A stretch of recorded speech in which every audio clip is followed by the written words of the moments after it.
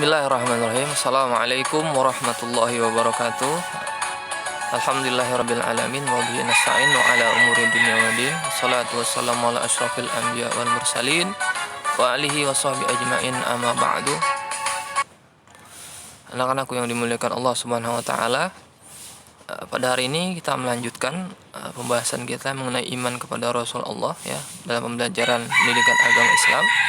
Namun sebelumnya kita awali dengan membacakan suratul Fatihah. Mudah-mudahan kita diberikan Allah kepahaman, kemudahan, dan juga selalu dalam perlindungannya Allah Subhanahu wa taala, diberikan kesehatan, dan juga apabila ada yang sakit di antara kita, Allah sembuhkan penyakit kita ya. Dan juga kita guru-guru dan juga seluruh siswa-siswi SMA Media Manggal dalam keberkahan dan perlindungan Allah Subhanahu wa taala. Ala hadhihi niyyah wa ala kulli niyatin shalihah. Al-Fatihah. A'udzubillahi minasyaitonir. Bismillahirrahmanirrahim. Rabbi shrah li sadri wa yassir li amri wa hlul 'uqdatam min lisani yafqahu qawli, amma ba'du. Baik, kita akan melanjutkan materi kita ya mengenai beriman kepada Rasul-Rasul Allah. Kalau pertemuan sebelumnya kita sudah bahas mengenai kitab-kitab yang diturunkan kepada Rasul-Rasulnya, sekarang kita bahas adalah para Rasulnya ya. Untuk lebih meyakinkan kita, maka kita lihat bukti-bukti sejarah mengenai jejak para Nabi dan Rasul. Bismillah.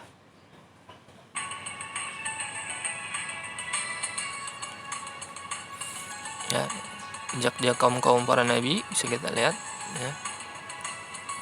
Kapal Nabi Nuh, telapak kaki Nabi Ibrahim, peninggalan Rasulullah,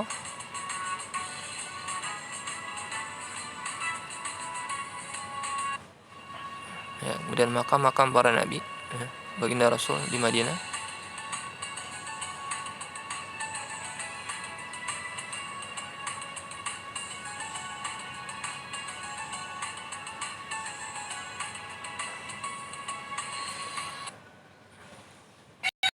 ya. Itulah tadi mengenai peninggalan para nabi. Nah, hari ini kita akan belajar yang mana tujuan pembelajaran kita ya. Pertama kita lihat kompetensi dasar kita hari ini adalah ya ada 4. Yakin adanya Rasul-Rasul Allah ya, berperilaku. Kemudian tujuan pembelajaran kita adalah yang pertama, setelah mengikuti proses pembelajaran ini diharapkan kalian bisa menjelaskan makna iman kepada Rasul-Rasul Allah, kemudian menyebutkan nama-nama Rasul yang wajib diketahui, dan menjelaskan dalil nakli tentang iman kepada Rasulullah ya, dan berperilaku dan mengimplementasikan dalam kehidupan sehari-hari. Bismillahirrahmanirrahim ya. Iman kepada Nabi dan Rasul Allah merupakan rukun iman yang keempat ya, yang artinya meyakini bahwa Allah mengutus para nabi dan rasulnya ke dunia ini untuk menyampaikan risalah kepada umat manusia agar selamat dunia dan akhirat. Itulah pengertian iman kepada Nabi dan Rasulnya Allah.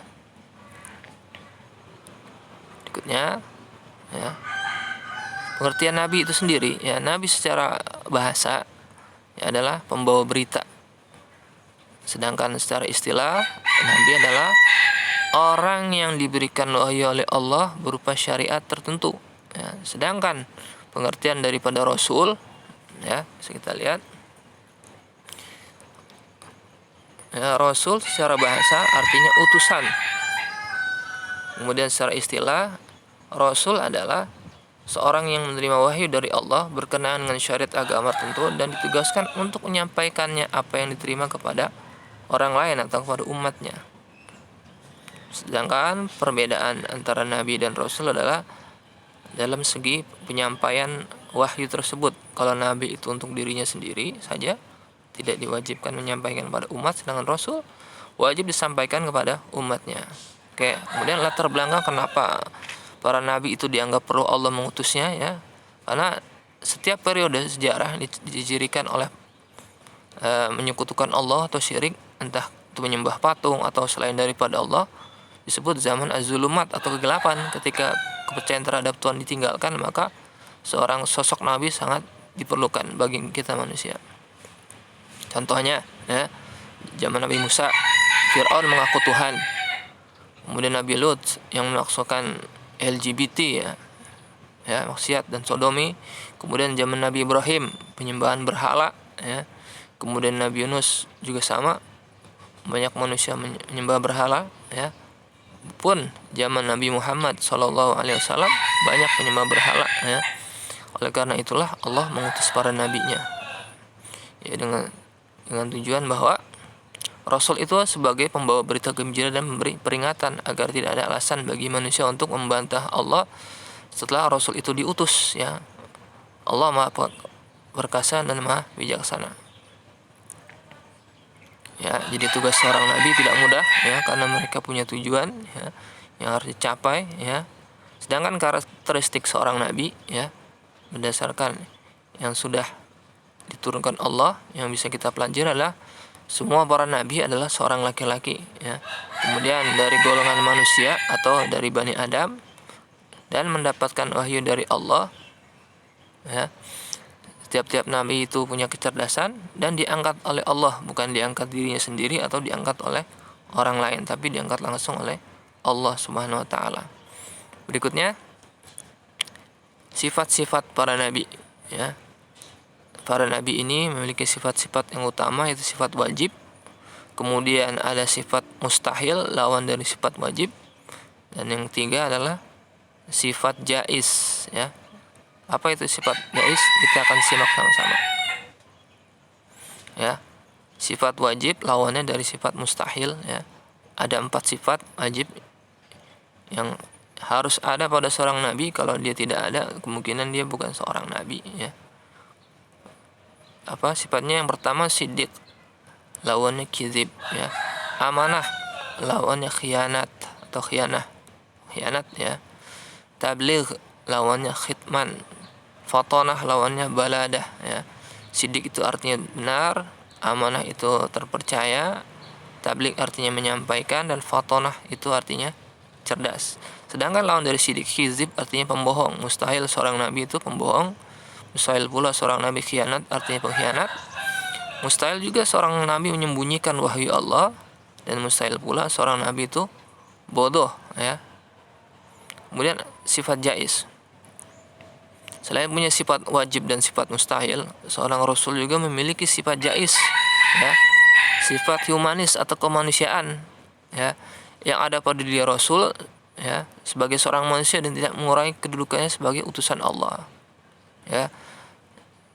Sifat jaiz tersebut juga ada pada diri Rasul dan juga pada diri manusia biasa, seperti rasa lapar, haus, sakit, tidur, sedih, senang berkeluarga, dan para Rasul juga mengalami yang namanya kematian, Bahkan seorang Rasul tetap meninggal dunia karena mereka adalah seorang manusia yang diciptakan oleh Allah Subhanahu wa taala, Nah, oleh karena itu keimanan kita dianggap tidak sah sampai kita mengimani semua nabi dan rasul. Tidak bisa kita membedakan satu persatu, hanya menerima sebagian nabi dan lainnya kita tolak, Iman kita dikatakan tidak sempurna. Maka di antara para rasul itu ada yang diceritakan dalam Al-Qur'an, ada pula yang tidak diceritakan, Ada rasul-rasul yang diceritakan dalam Al-Qur'an, yaitu sekitar berjumlah 25 orang yang namanya secara jelas sebutkan dalam Al-Qur'an,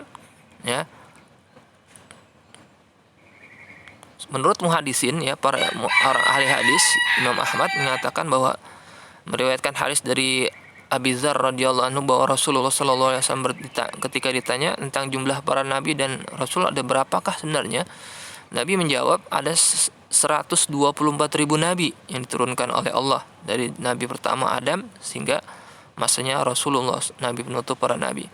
Sedangkan jumlah rasul ada 315. Sementara Imam At-Tirmidzi meriwayatkan hadis dari Abu Dzar bahwa sama jumlah nabinya 124.000, sedangkan jumlah rasulnya 312, Oke, kemudian siapa sajakah para nabi dan rasul itu? Seperti kita sudah ketahui bersama, Ada 25 nabi dari mulai Nabi Adam sampai Nabi Muhammad SAW. Ada 25 nabi, ada Nabi Adam, Nabi Idris, Nabi Hud, Nabi Saleh, Nabi Ibrahim, Nabi Lut, Nabi Ismail, Nabi Ishak, Nabi Ya'qub, Nabi Yusuf, Nabi Ayub, Nabi Su'aib, Nabi Musa, Nabi Harun, Nabi Daud, Nabi Sulaiman, Nabi Ilyas, Nabi Ilyasa, Nabi Yunus, Nabi Zulkifli, Nabi Zakaria, Nabi Yahya, Nabi Isa, dan terakhir Sayyidina Muhammad SAW. Dan di antara ke-25 nabi tersebut dan semua nabi yang diutus ada Kalau dibilang yang terbaik dalam kesabarannya, atau ulul azmi diberikan gelar oleh Allah Subhanahu wa taala, yaitu para nabi, orang yang teguh dalam pendirian, teguh dalam memegang prinsip, dan teguh dalam menghadapi cobaan, dan tingkat kesabarannya tergolong yang sangat luar biasa ya, dalam menghadapi ujian dari Allah dalam menjalankannya tugasnya sebagai nabi dan rasul. Nabi-nabi yang dimaksud adalah yang pertama Nabi Nuh alaihissalam, kita kenal kisahnya dengan bahteranya ya, atau membuat kapal yang luar biasa besar. Kemudian Nabi Ibrahim ya, kemudian juga Nabi Musa, Nabi Isa alaihissalam walaupun singkat dakwahnya ya. Kemudian yang kelima Nabi Muhammad sallallahu alaihi wasallam. Baik, berikut adalah budi pekerti Rasulullah ya, yang bisa kita ambil agar iman kita kepada mereka menjadi manfaat buat kita. Yang pertama, sifat rendah hati, meskipun pujian dan kepopuleran pantas baginya, karena mereka sering sekali menunjukkan mukjizat sehingga dikagumi manusia ya. Selalu husnuzon, positive thinking dan jujur. Kan ada manusia yang mampu menyamai beliau meskipun orang tersebut mengaku rasul. Pintar dan cerdik, menguasai berbagai ilmu ya, ikhlas dan mempertaruhkan hidupnya demi orang lain, demi umatnya. Kemudian yang terakhir, hikmah beriman kepada Rasul-Rasul Allah ya. Maka setelah kita mempelajari bab ini, diharapkan kita bisa mengambil pelajaran atau hikmahnya, yaitu bahwa kita memiliki seorang yang hendak kita teladani, para Rasul, sifat baik mereka, sikap positif mereka kita jadikan contoh ya, prototipe untuk kehidupan kita, dan mengetahui cara yang benar untuk beribadah kepada Allah, mengetahui aturan Allah mengenai cara bermasyarakat yang benar dalam berbuat keadilan dan kebenaran, memiliki petunjuk dan tuntunan ke jalan yang benar untuk kebahagiaan dunia dan akhirat, dan menuntun untuk selalu menghargai dan menghormati sesama manusia. Oke. Kemudian bagaimana pendapat kalian ya? Baik, kita cukupkan pembahasan kita mengenai Rasul sampai di sini ya. Kemudian kalian bisa memberikan pendapat kalian nanti ya di tugas Google Classroom ya, mengenai satu pernyataan ya. Ada satu pernyataan yang ini sudah terjadi. Yang jelas kalian kemukakan pendapat kalian mengenai pernyataan tersebut ya. Karena manusia zaman sekarang banyak yang jauh dari ajaran agama Islam dengan melakukan banyak penyimpangan. Apakah dibutuhkan sosok Nabi baru setelah Nabi Muhammad SAW yang bertugas mengarahkan manusia ke arah yang benar? Ya, kalian bisa jawab butuh atau tidak butuh, dan alasannya bisa diisi di kolom Google Classroom ya.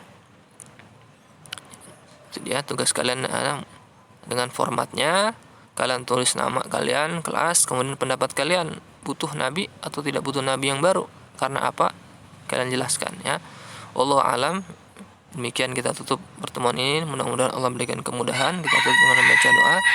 Bismillahirrahmanirrahim. Allahumma anfa'na bima 'allamtana wa 'allimna ma yanfa'una fid dini wa dunyal akhirah. Allahumma inni ista'datuka ma qara'tu wa ma sami'tu wa ma hafiztu fardudhu ilayya inda hajati ilayya. Ya Allah, aku titipkan kepada Engkau apa yang telah aku baca, telah aku hafalkan, telah aku dengar. Kembalikanlah ilmu tersebut ketika kami membutuhkannya. Wassallallahu ala sayyidina Muhammadin walhamdulillahirabbil alamin. Billahi taufiq wal hidayah. Wassalamualaikum warahmatullahi wabarakatuh.